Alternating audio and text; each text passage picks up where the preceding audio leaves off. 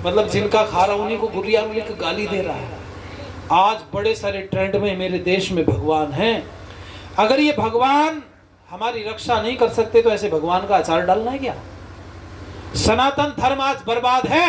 लाखों की भीड़ खाटू श्याम पे जा रही। खाटू श्याम से ये भी तो कहते कि सनातन धर्म को बचा दे, तेरे में शक्ति और ताकत है तो इस देश के धर्मांतरण को रोक करके दिखा दे। कोई कहने को तैयार है, पूछने वाला कोई नहीं। और जी मान्यता है बड़ी, सब काम। अरे किसी का बेटा नहीं होता था, बेटा हो गया, खाटू श्याम का काम है क्या है? जो खाटू श्याम पहने गए उनके बच्चे पैदा नहीं हो रहे क्या? जिन्होंने लड्डू गोपाल की पूजा नहीं की उनके घर में संतान नहीं। सारे मुसलमानों के कई कई बच्चे ये भी वही जा रहे मन्नत मांगने के लिए। ध्यान देना जरा, इस देश में पाखंड सर पर चढ़ करके बोल रहा है और धर्म के नाम पर कुलवीर जैसे रात दिन योद्धा लगे हुए हैं। भगवान नहीं आता है बचाने के लिए, योद्धा आते हैं, धर्म के रक्षक आते हैं। उनके कंधों पर चल रहा है पूरा धर्म। और मैं आप सबसे निवेदन करूंगा भाई, अपने बच्चों का निर्माण करना सीखो। जैसे तुम मकान बनाने से पहले दिमाग में मकान बना लेते हो, कपड़े खरीदने से पहले दिमाग में योजना बना लेते हो, जूते चप्पल से पहले दिमाग में योजना बना लेते हो, वैसे ही जिस दिन संतान के निर्माण से पहले संतान की योजना दिमाग में बनने लगी उस दिन संतान का निर्माण हो जाएगा। और हम लोगों को उस विषय में सोचना पड़ेगा, प्रयास करना पड़ेगा। कितनी संतान सुख देती है? लोगों ने कहा बच्चा एक ही अच्छा। क्यों जी? पहले तो वो ट्रक पे लिखा होता था ना, हम दो हमारे तीन। फिर नारा छोटा हो गया, हम दो हमारे दो। फिर आया हम दो हमारा एक, है ना? फिर आया नारा बच्चा एक ही अच्छा। फिर नारा आया हम दो बस हम ही दो और कोई ना। और किसी ने और नारा लिख दिया, बच्चा ना बच्ची नींद आए अच्छी। हाँ, रोने का झगड़ा टंटा खत्म, सारी रात जागेगा, नींद खराब करेगा। माताओं को तो लगता कई तो बहन बेटियां ये शब्द बोलती फिगर खराब हो जाए संतान की तरह। ध्यान देना, अपने कर्तव्यों से पीछे मत, कर्तव्यों का पालन करो। और मैं कहना चाहूंगा दुनिया में कितने भी पदों पर पहुंच जाए स्त्री, उस स्त्री का जो कर्तव्य है वो कब पूरा होता है? जब घर में संतान आ जाती है। और संतान कैसी हो? लोग कहते हैं एक संतान सुख देती है, तो कंस अकेला था अपने माँ बाप के। बताओ सारी जिंदगी डोब भरे बाप ने या नहीं? अरे बोलो। लोग कहते हैं जी ज्यादा संतान सुख देती, तो वहीं महाभारत में देख लो, धृतराष्ट्र के 100 थी, तो 100 ने सुख दिया या दुख दिया? बोलो। ना एक सुख देती ना 100 सुख देती, बल्कि संस्कारवान संतान सुख देती। एक हो या अनेक हो, जितने मर्जी हो जाए। और संस्कार की तरफ ध्यान किसको देना है? माता पिता को। और मैं माताओं से कहूंगा ध्यान देना। माँ कैसे निर्माण करेगी? जब घर में बच्चा आता तो चूल्हे की राख खा जाती, उखाड़ उखाड़ करके, मिट्टी खाती, कोयला खा जाती। मैंने कहा दुनिया में खाने पीने की चीज सब खत्म हो गई। एक पौष्टिक आहार बचाए जिससे संतान का निर्माण करोगी। ध्यान देना, जब बच्चा माँ के गर्भ में होता है उस समय पर माँ को अपना जीवन नहीं जीना होता, बच्चे का जीवन जीना होता है। जो बच्चे के लिए आवश्यक है वो खाना चाहिए। जो पौष्टिक आहार है जिससे बच्चे का दिमाग संतुलन में बनेगा, जिससे सेल्स पैदा होंगे मस्तिष्क के अंदर, उन चीजों को खाना पीना चाहिए। हम तो इन विषयों पर बड़े प्रवचन देते हैं, लोगों को समझाते हैं कि जिस दिन ये कला माताओं के पास में आ गई उस दिन सारी चीजें सीख जाओगी। और कहती महिला कि जी हमें क्या पता कैसे होगा निर्माण, तो सुन लो, एक उदाहरण दे रहा हूं आपको।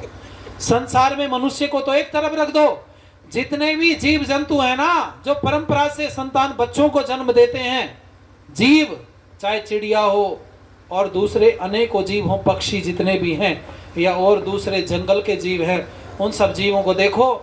चिड़िया जब तक उसके गर्भ में बच्चा नहीं आता, अंडा नहीं आता, उससे पहले वो घर बनाना शुरू नहीं करती। मेरे शब्द सुनना ध्यान से। चिड़िया के गर्भ में अंडा आ गया, चिड़िया ने घर बनाना शुरू कर दिया। उसी समय नए घर में बच्चों को जन्म देती है। नया घर बनाया, फिर क्या काम किया? वो माँ के गर्भ में चिड़िया का छोटा सा बच्चा था। उस समय पर चिड़िया उद्यम कर रही थी, माँ ने अपने गर्भ में ही बच्चे को घर बनाना सिखा दिया। बोलो हाँ या ना? जोर से बोलो जरा। सिखा दिया ना? अब आप सुनना जरा। उस चिड़िया ने उस समय पर जो जो व्यवहार किया वो बच्चा सारा व्यवहार सीख गया। इसलिए पैदा होते ही बच्चे की चिड़िया मर भी गई तो कोई फर्क नहीं पड़ता, बच्चा बड़ा होकर के जो जो माँ ने काम किया वही करता। बोलो होता है कि नहीं? सारे जीव जंतु उद्यम करते हैं, जब उनके गर्भ में संतान होती है जब बच्चा होता है तो उद्यम करते हैं। पर आज की वाली माताओं को नमन करता हूँ। ये डॉक्टर की फीस है 500 रुपये। डॉक्टर साहब, मैं डूंगर साहब, ये कहती 1000 पकड़ो। डॉक्टर साहब बोले क्या कि बेड रेस्ट लिख देना जरा। मेरी सास बड़ी गड़बड़ है, समझ गए। बेड रेस्ट लिखवा करके लाती हैं। और डॉक्टर के पास गई तो थी बड़ी छरहरी काय से, पैर उठा करके, और डॉक्टर के पास से जब वापस आई, हाय तोबा, सर में दर्द, बदन में दर्द, परेशानी, पैर, हाय कैसी स्थिति पैदा हो गई। और सास को आके कह रही माता जी, बोले हाँ, ए पकड़ो पेपर। क्या कि डॉक्टर ने कह दिया बेड रेस्ट है। ध्यान देना, चिड़िया तो उस समय पर उद्यम करती जब घर में बच्चा होता है, और तुम उस समय पर आराम करती हो जब घर में बच्चा होता है। तो किसका बच्चा उद्यमी होगा? फिर तो आराम ही होगा, और आराम ही ना होगा तो हराम ही होगा। भाई इससे ज़्यादा क्या होगा? वो क्यों करेगा उद्यम? जब माँ ने पढ़ करके काट दिया पूरा काल, तो बच्चा भी मगरमच्छ की तरह जब खाना पीना मिल गया फिर पड़ा सोएगा, आलसी प्रमादी होगा। ध्यान देना, इन लाइनें सुनी अच्छा लगेगा। अपने बच्चों को जो सत्संग में लाया होता, घर में रहने का सद्व्यवहार सिखाया होता, तो कितना अच्छा होता, तो कितना अच्छा होता, तो कितना अच्छा होता, तो कितना अच्छा होता। अपने बच्चों को जो सत्संग में लाया होता, घर में रहने का सद्व्यवहार सिखाया होता, तो कितना अच्छा होता, तो कितना अच्छा होता, तो कितना अच्छा होता, तो कितना अच्छा होता, तो कितना अच्छा। धनी बनने की धुन में धन ही कमाया मैंने, धनी बनने की धुन में धन ही कमाया मैंने। कभी बच्चों को बुराई से ना बचाया मैंने, कभी बच्चों को बुराई से ना बचाया मैंने। यदि बच्चों को बुराई से बचाया होता, यदि बच्चों को बुराई से बचाया होता, तो कितना अच्छा होता, तो कितना अच्छा होता, तो कितना अच्छा होता, तो कितना अच्छा होता, तो कितना अच्छा होता, तो कितना। माता को मम्मी और मोम कहाया मैंने, माता को मम्मी और मोम कहाया मैंने। अपने को डैडी और डैड बताया मैंने, अपने को डैडी और डैड बताया मैंने। यदि माता पिता के, यदि माता पिता के ऋण को गिनाया होता, तो कितना अच्छा होता, तो कितना अच्छा होता, तो कितना अच्छा होता, तो कितना अच्छा होता, तो कितना अच्छा होता। लुट चुका सब कुछ जब होश मुझे तब आया, लुट चुका सब कुछ जब होश मुझे तब आया। अपनी गलती पर नरेश दत्त भी पछताया, अपनी गलती पर नरेश दत्त भी पछताया। यदि बचपन से प्रभु का गीत गाया होता, यदि बचपन से प्रभु का गीत गाया होता, तो कितना अच्छा होता, तो कितना अच्छा होता, तो कितना अच्छा होता, तो कितना अच्छा होता, तो कितना अच्छा होता, तो कितना अच्छा होता। इसलिए भाई घरों के अंदर आजकल बूढ़े भी खत्म हो रहे हैं। मतलब अब बूढ़े लोग कम दिखाई देते हैं। आप कहोगे कैसे जवानी बढ़ रही है, और बुढ़ापा कहाँ से आता है बोलो? बैठ जाओ माता जी, 2-4 मिनट की बात है, काहे बिगाड़ के जा रही है सभा। मैंने कहा था अकेली आती भी नहीं, जाती भी नहीं, चप्पल ढूंढ रही है, मेरी पहन जाओ, ना मिल रही हो जाओ, जरूरी काम है तो चले ही जाओ। सुन लो क्या कह रहा था मैं, बुढ़ापा कम हो रहा है। अच्छा आता कहाँ से है बुढ़ापा बोलो? कोई किसी को कहीं भाई तेरे को तो बुढ़ापा आ गया, कैसे पता चलता है बुढ़ापे का? बालों से। किसी के बाल सफ़ेद हो जाए तो लोग कहते हैं बुढ़ापा आ गया। अच्छा बाल काले कर दो तो बोलो बोलो बोलो जरा भाई जवानी आ गई। यही तो इसका मतलब चल रहा है आजकल तो बड़ा। बाबा जी खुश हो रहे हैं।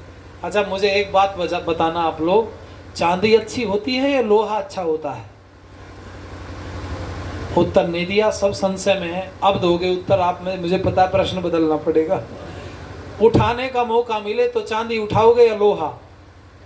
अरे बोलो जरा आपके बोल गए आप। चांदी। इसका मतलब चांदी अच्छी होती है, लोहा अच्छा नहीं। तुलनात्मक अध्ययन कर रहे हैं, केवल सामान्य सा प्रश्न, बहुत ज्यादा नहीं। पर कोई लोहा उठा ले चांदी को छोड़ करके तो अरे बोलो, मूर्ख माना जाएगा। अच्छा, चांदी उठा लाए और फिर बाद में कहे ना जी मुझे तो लोहा ही चाहिए, तो उसको मूर्ख कहोगे कि महामूर्ख कहोगे?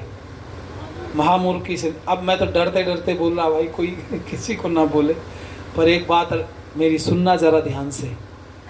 परमात्मा ने काले बाल दिए, लोहे की तरह होते हैं काले बाल, समझ तो गए आप बिना बोले ही मेरे। और परमात्मा ने लोहे बालों को तुम्हारी मेहनत परिश्रम देख करके चांदी में बदल दिया। अरे बोलो, बिना मेहनत के नहीं होते। लोग कहते भी मैंने धूप में बाल सफेद नहीं किए इसका मतलब मेहनत से किए। अरे हाना तो करो।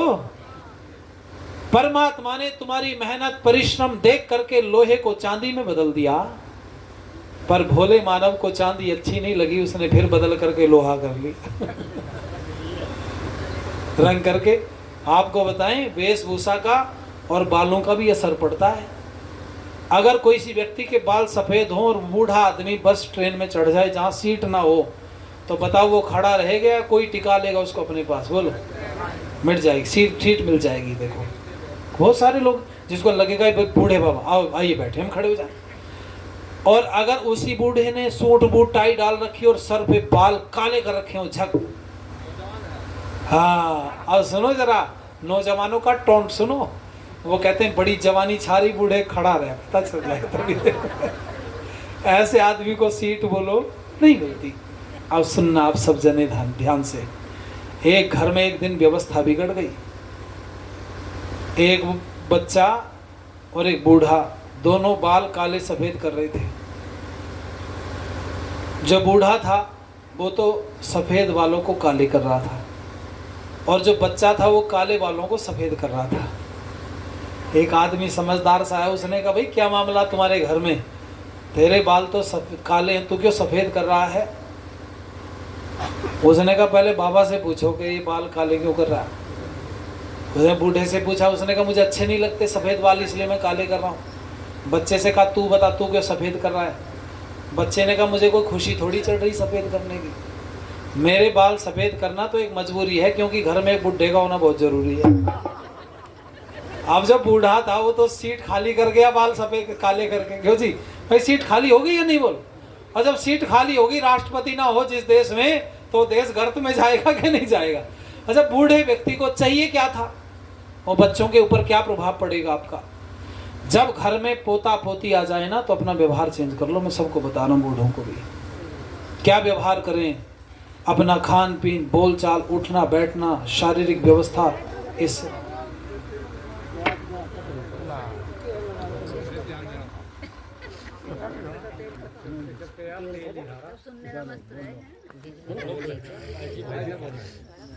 दो चार मिनट की बात, इसलिए सुनो भाई।